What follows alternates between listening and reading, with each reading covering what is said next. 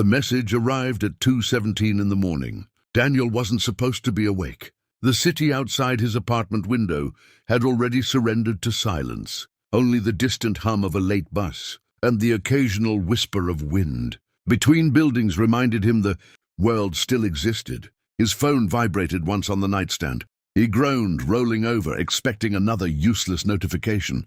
Maybe spam, maybe a late email from the office reminding him that his life had become nothing more than spreadsheets and deadlines. But when he picked up the phone, the screen showed something strange. A message from an unknown number. There was no text, only a link. https U2B-U-WBQREH8. Daniel frowned. Probably a scam, he murmured to himself. He almost locked his phone again, but something about it felt deliberate, like someone had chosen him specifically. He stared at the glowing screen for a long moment. Then curiosity won. He tapped the link. The video opened instantly. No title, no description, just a dark screen. For a few seconds, nothing happened. Then the image slowly faded in. Daniel leaned closer. It was a hospital room. The camera seemed to be placed in the corner, slightly tilted. The lighting was dim, pale blue, like the cold glow of early morning. A man sat beside a hospital bed. The man looked exhausted. His hair was messy, his face unshaven, his eyes hollow with worry. Daniel felt a strange tension tighten in his chest. The man looked familiar. Too familiar. Then the man spoke. "I don't know if anyone will ever see this." Daniel froze. That voice, his own voice. The man in the video was him. Daniel's heart began pounding. What the hell? He sat upright in bed. The video, Daniel looked straight into the camera. "I'm recording this because I made the biggest mistake of my life," the man said quietly. The hospital monitor beeped slowly beside the bed. Daniel's eyes moved to the person lying there.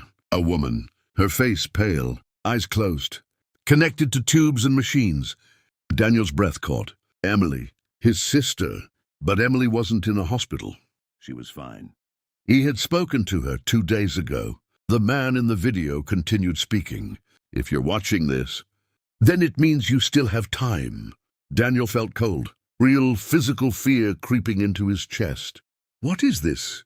The video, Daniel rubbed his eyes like someone who hadn't slept for days. "I ignored her calls," he said quietly.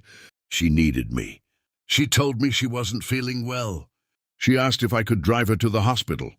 He looked down at the unconscious woman beside him. "But I was busy."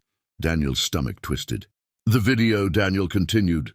"I told her I had work. I told her I'd come tomorrow." The hospital machine let out a slow, rhythmic beep. Tomorrow never came. Daniel shook his head. No. His fingers trembled. This had to be fake. Some kind of edit.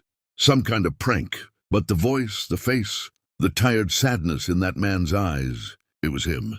Completely him. Then the man in the video leaned closer to the camera. His eyes looked directly into Daniel's soul. "If you're seeing this, it means this moment hasn't happened yet." Daniel stopped breathing. "Emily will call you tomorrow afternoon," the man said softly. "You'll be in the office. Your boss will be yelling about the project deadline." Daniel's skin went cold. That was exactly what was supposed to happen tomorrow. The man continued. "She'll say she feels dizzy. She'll ask if you can take her to the hospital." He paused. "And you'll say no," Daniel whispered hoarsely. "No." The man's eyes filled with regret. "You'll say you're busy." The hospital machine suddenly beeped louder. The video, Daniel swallowed hard. 2 hours later, she'll collapse in her apartment. Daniel's hands began shaking uncontrollably. "And when you finally get to the hospital," he looked at Emily lying unconscious, "it will already be too late." Daniel slammed the phone down on the bed. No. His chest heaved. This wasn't real. It couldn't be. But something deep inside him knew. He grabbed the phone again. The video continued. The man whispered something that broke Daniel's heart. "If you're watching this, please do what I couldn't." Silence filled the hospital room. Then the man said the final words. "Choose her." The video ended. The screen went black. Daniel stared at his reflection in the dark screen. His heart pounded violently. "This is insane," he whispered. But he couldn't shake the feeling that this was a warning. That somewhere, somehow, This video had come from a future he didn't want to live. The next day came faster than he expected. The office buzzed with noise and tension. Daniel sat at his desk pretending to work, but his mind replayed the video again and again. Every word, every detail. At 2:13 p.m. his phone rang. His chest tightened. Emily. His fingers hovered over the phone. For a moment he couldn't move. The future he saw was standing right in front of him. The call kept ringing. Finally he answered. "Hey, Em." Her voice sounded weak. "Danny, I feel really weird today." Daniel's heart started racing. "I feel dizzy," she said softly. "I think something's wrong." His mind flashed back to the video. His boss suddenly appeared beside his desk. "Daniel," he barked, "where's the report?" Daniel looked at him. Then he looked at the phone. Emily whispered, "Can you take me to the hospital?" The entire office seemed to freeze. This was the moment. The exact moment from the video. His boss crossed his arms impatiently. "I need that report in 30 minutes. Daniel slowly stood up. "I'm leaving." His boss blinked. "What?" "My sister needs me."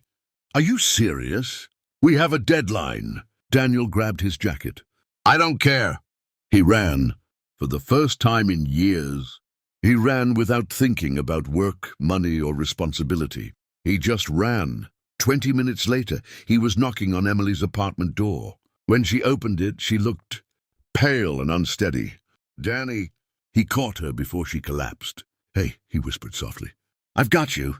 They rushed to the hospital. The doctors moved quickly. Hours passed. Daniel sat outside the emergency room, his heart pounding just like it had in the video. Finally, a doctor walked out. "You brought her just in time." Daniel's eyes widened. "What happened?" "Severe internal bleeding from a ruptured cyst," the doctor explained. If she had come even 2 hours later, he didn't finish the sentence. Daniel felt tears fill his eyes. "She's going to be okay?" The doctor smiled. "Yes." Daniel covered his face with trembling hands. Relief flooded through him so powerfully he could barely breathe.